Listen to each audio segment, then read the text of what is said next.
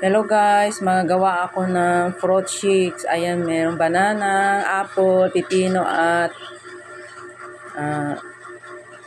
ubas.